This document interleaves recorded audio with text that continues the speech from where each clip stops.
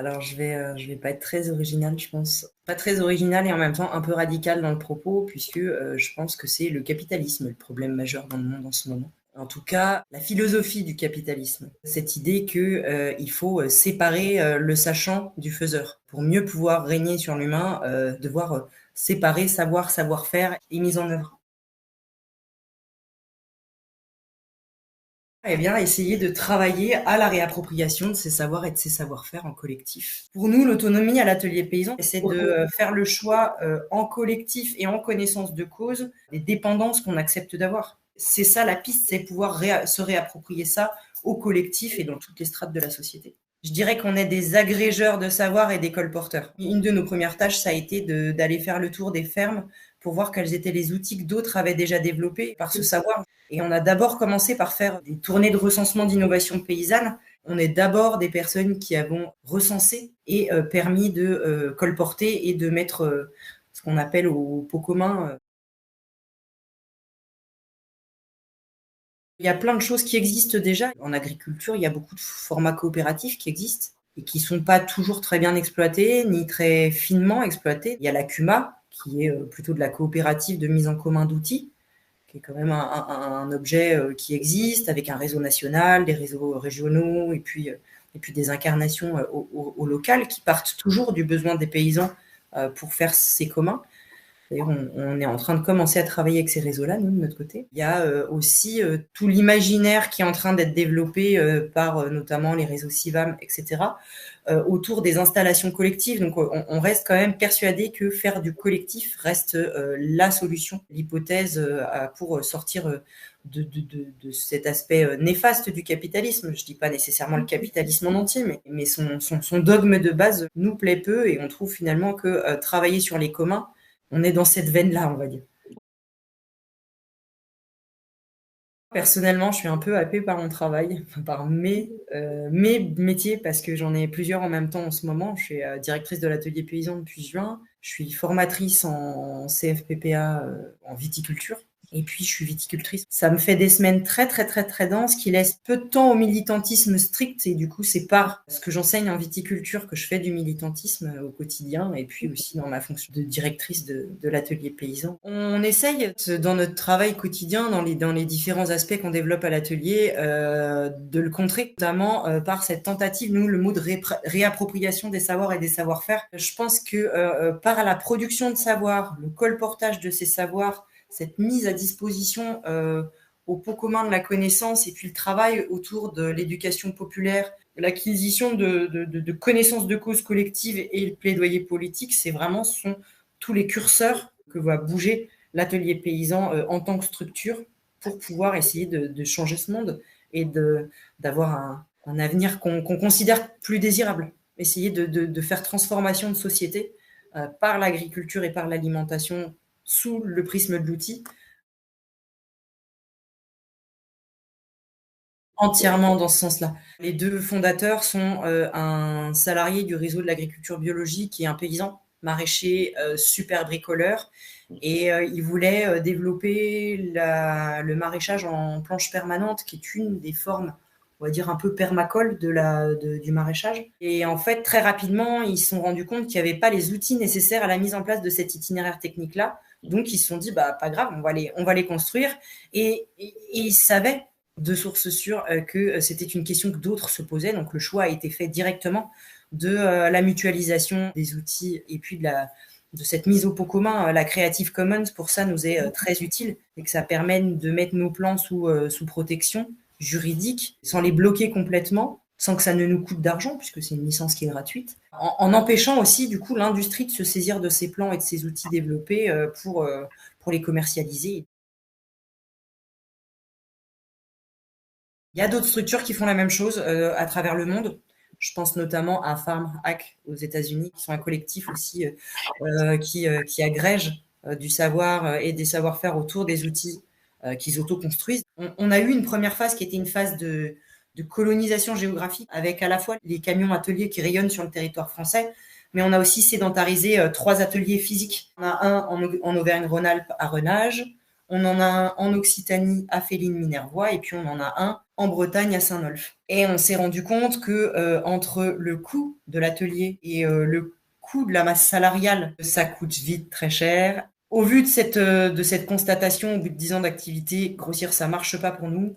On s'est dit, il y a plein de gens sur le territoire qui nous disent, comment on peut faire comme vous? Donc, on est en train de monter la boîte à outils pour pouvoir les accompagner à l'essaimage. Normalement, la structuration et la boîte à outils devraient être prêtes pour fin 2023. Et il est possible qu'à terme, on devienne plutôt une plateforme dite tête de réseau qui permette aux gens de s'organiser et d'être en fait la plateforme de mutualisation du travail d'autres. Ouais, effectivement. Enfin, nous, on adorerait se dire que que ça peut fonctionner. On travaille déjà avec des structures comme Terres en Ville, avec des gens de l'agriculture biologique, de l'agroécologie. On est déjà en train de faire ces transversalités. Très souvent, d'ailleurs, on se rend compte on est nombreux à avoir eu les mêmes idées à peu près en même temps, mais à des endroits différents. Et je pense que faire réseau n'est pas suffisant pour faire que le monde qu'on appelle de nos voeux arrive.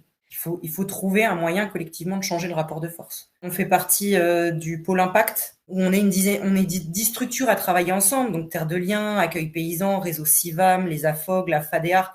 En fait, on s'est tous mis autour de la table parce qu'on travaille tous à essayer de faire transformation du modèle agricole. J'ai rencontré une structure qui s'appelle Renouveau Paysan, que je ne connaissais pas du tout, à Impact. On a des temps collectifs, on a des groupes de travail, on a un groupe de travail installation, transmission, on a un groupe de travail formation, un groupe de travail alimentation.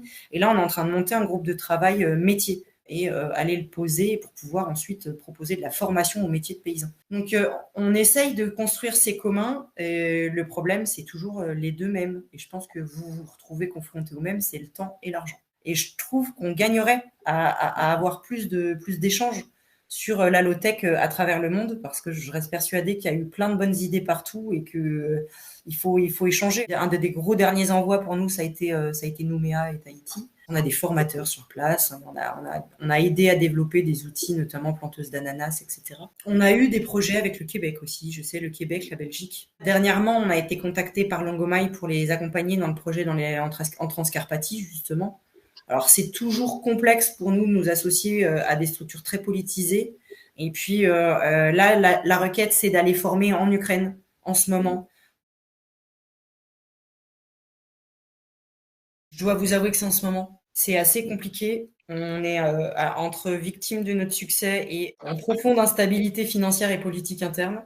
On a changé de gouvernance. On est relativement sollicité sur notre manifeste Reprendre la terre aux machines. Dedans, on développe des choses où certaines fois, on tacle un peu les copains de l'alternative en disant c'est bien mignon, mais nos petites alternatives, en fait, elles servent à rien. L'exemple de Terre de Liens est assez significatif. Terre de Liens, en 10 ans d'existence, a sauvé autant de fermes qu'on en ferme par semaine. Oui, c'est chouette, oui, c'est génial nos alternatives, mais elles servent pas à grand chose en fait. Elles changent, elles ne font pas transformation. Les victoires, c'est quand on voit des paysans s'installer et qui nous disent que les outils fonctionnent. Ou une de mes victoires, et ça c'est une victoire personnelle parce que je suis une femme, d'avoir autant de femmes qui viennent se faire former au travail du métal, ça pour moi c'est une vraie victoire. On a quasiment toutes nos formations en mixité parfaite, c'est-à-dire du 50-50, voire des fois d'une dominante féminine. Les outils finis, ils sont tous en libre accès sur notre site internet. Donc on a un catalogue basse traction, par exemple, on a un catalogue traction animale, puisqu'on n'est pas, si vous voulez, à développer des outils que pour le tracteur. On fait des outils pour la motorisation légère, type motoculteur, puisque une partie des toutes petites structures maraîchères font le choix d'utiliser ça plutôt que des tracteurs. Et puis, on développe aussi avec l'association qui s'appelle Hypothèse, tout le travail autour des gammes pour la traction animale. Tout ça est accessible et libre et on ne demande rien en contribution en retour. L'idée, c'est d'aller faire le tour des outils qui traînent dans les fermes et de voir comment on peut les réutiliser, les transformer pour en faire les outils dont on a besoin. Pour arrêter d'avoir ces masses de métal qui traînent. Et puis, en plus, moi, je dois vous avouer qu'écologiquement, au-delà de l'aspect financier du coût du métal, il y a le coût écologique aussi à pas perdre de vue. Et donc, on va essayer de travailler plutôt au réemploi dans les années qui viennent qu'à la fabrication stricte ex nihilo.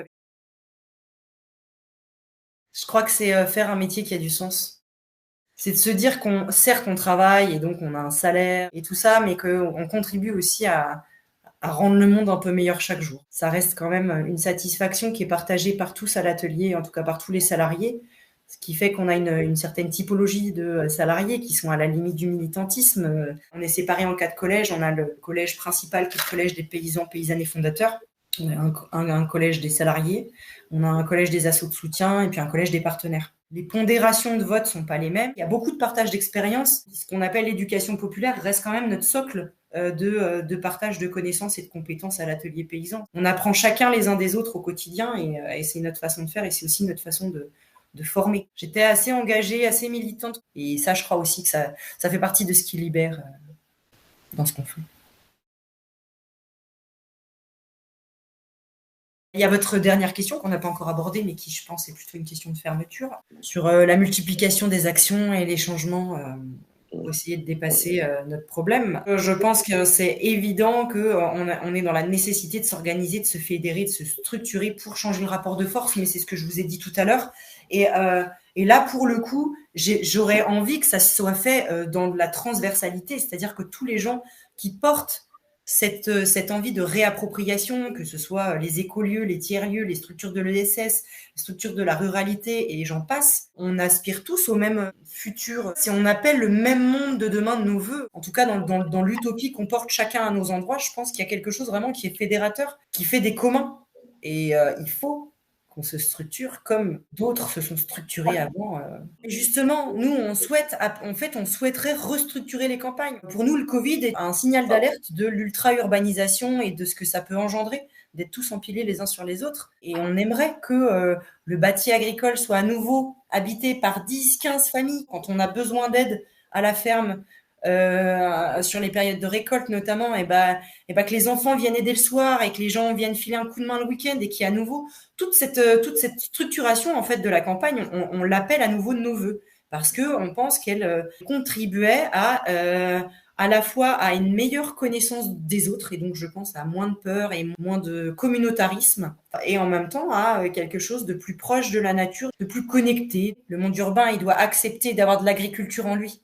Et je parle pas de rooftop et de murs végétaux, je parle vraiment de ferme. Je parle de péter ce bitume, je parle d'enlever ce béton et de remettre de la terre. Il faut que les cycles naturels soient à nouveau compris pour qu'ils soient mieux respectés par un plus grand nombre. On a du pain sur la planche, il faut qu'on arrive à faire que toute cette belle énergie qu'on met tous, je pense que, en tout cas, moi, dans mon travail en viticulture, quand on est deux, je fais 3 fois plus de boulot que quand je suis toute seule alors que c'est pas le même facteur multiplicateur. Et je crois que aussi, vraiment le faire collectif sur ces questions-là, ce sera très important, voire incontournable si on veut faire changement de société. Parce qu'on ne peut pas tout maîtriser tout seul.